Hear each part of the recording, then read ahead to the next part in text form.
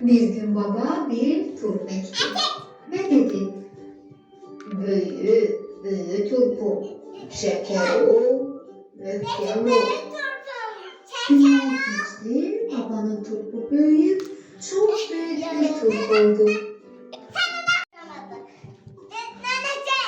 Darttı, çıkarabilmedi. Baba neneni kömeğe çağırdı. Nene babanı, baba turpu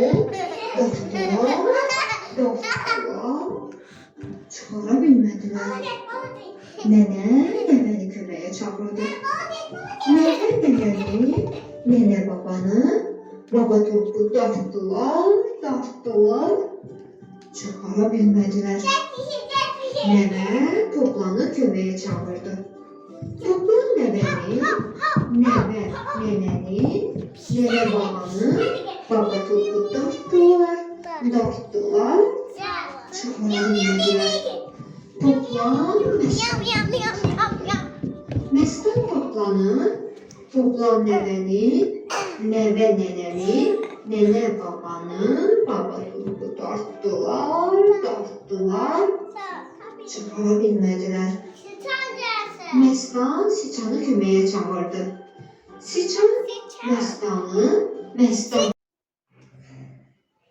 Mestan toplan neveni, neneni, nene babanı, baba turpu darttılar.